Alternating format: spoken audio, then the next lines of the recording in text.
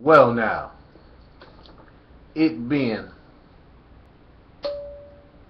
August 22nd, 2012, find myself dwelling on historical accounts of the rebellion of my ancestor Nat Turner,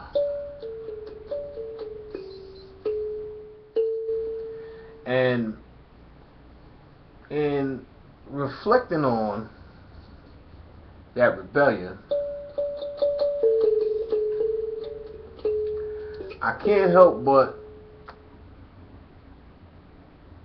contemplate what would have happened had there not been any treacherous slaves hiding amongst the people.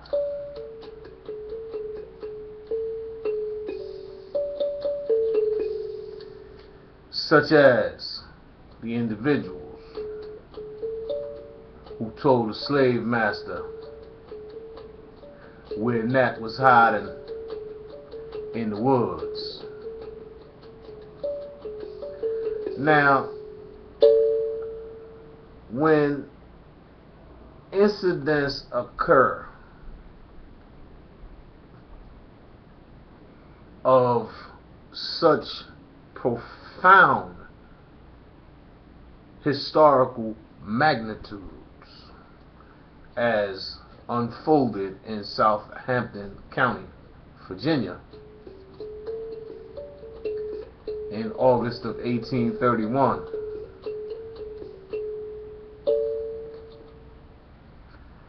you really have to think what would have happened had these cooperative,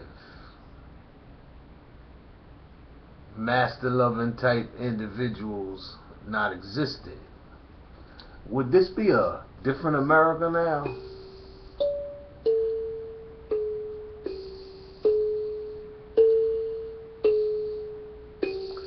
Would we be in positions of real power now?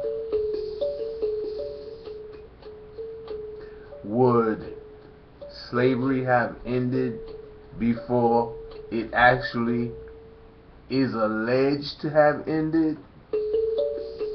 Or let me rephrase that. Would slavery really have ended? Now that's a good question. Because from a position of power,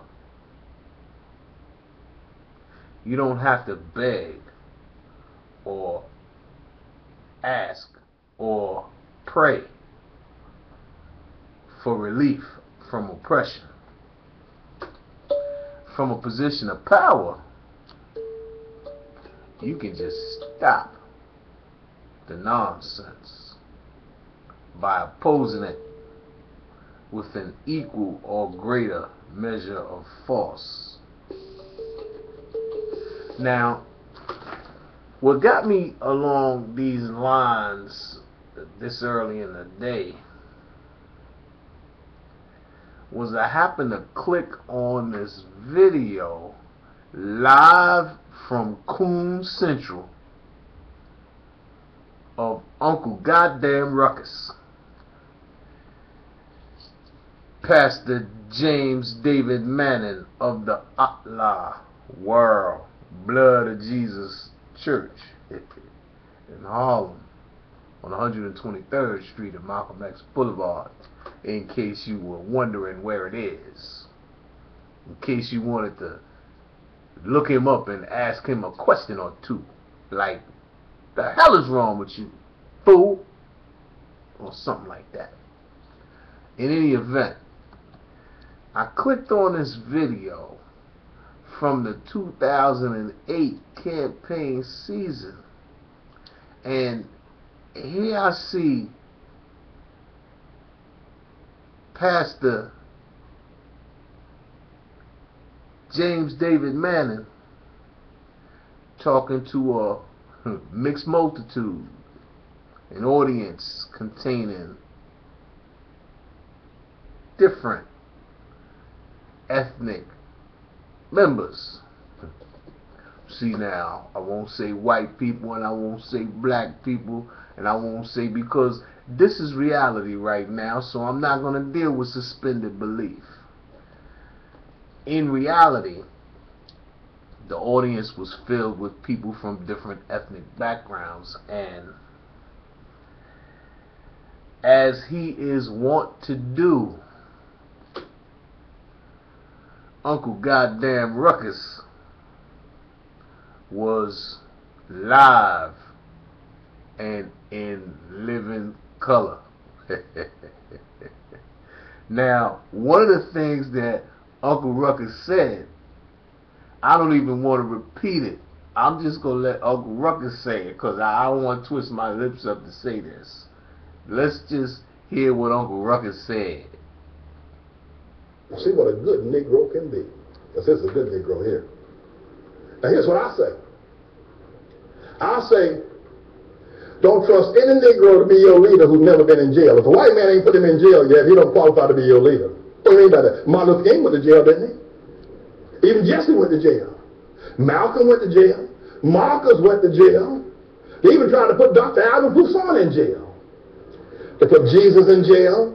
They put John the Baptizer in jail. They put Paul in jail. They put Peter in jail. And I say to you, if your pastor hasn't been to jail, don't trust him. Now, the reason I needed you to hear that, and the reason that excerpt prompted me to make this posting, is because James David Manning has been to jail. So he says, don't trust your pastor if your pastor haven't been to jail. Now, this is some classic con right here. Some BS that is so in your face, manipulative of your ability to perceive the illusion that he is creating with his presence in that pulpit, and his juxtaposition of those quasi-historical and historical individuals and the allegations that they have been to jail. See, they're allegations for this conversation. They're not actual facts. The actual fact of the matter is that Uncle Ruckus is a criminal. Uncle Ruckus is a drug addict. Uncle Ruckus is a scoundrel. And Uncle Ruckus is a con man. Now, this coming from Brother Larry. And Uncle Ruckus said, don't trust nobody if they haven't been in prison. So you could trust Brother Larry. Brother Larry been there. Brother Larry did that. Brother Larry ain't doing that again. Because Brother Larry wants you to know that prison is for suckers. And don't take that personally if you got a family member that's in prison, or if you've been in prison and you saying, what, Brother Larry, you calling me a sucker? No, Brother Larry's just letting you know that prison is a business that generates profits for corporations based on locking you into a cell. And then prison expands local tax bases by hiring unemployed people, usually or historically what we would identify as white people, in white areas, And in order to make those businesses profitable, they come to black areas and what's referred to as Hispanic areas and snatch away the young and unsuspecting, obstreperous and outspoken, not really guided youth, and they trick them into nonsense that will get them some time in that factory. And let me stop and pause for 1 second to just say that individuals who say that no, these guys are criminals, that's why they go to prison, that's why this starts when you're very young. Time you turn that television on and they program in your mind into seeing those criminals, those scoundrels, those murderers, those robbers and thieves as heroes. They are pre-staging your thought process to be more amenable to that sort of thought process, to that Jesse James thought process, to that John Dillinger thought process, to that Al Capone thought process, to that Frank Lucas thought process. They are making you more amenable, making you look up to these individuals as if their characters were characters to be emulated by the youth. So we have young people walking around saying, my name is Al Capone. Al Capone was a murderous bastard, but he's my hero, so I'm calling myself Capone. So we look at, I'm calling myself Frank Nitti. I'm calling myself Jesse James. Never mind that these cats were criminals. Never mind that these cats were murderers. Never mind that these cats' behavior and character is not something that you should be emulating, copying, admiring. You should be looking at them like, huh, murderer.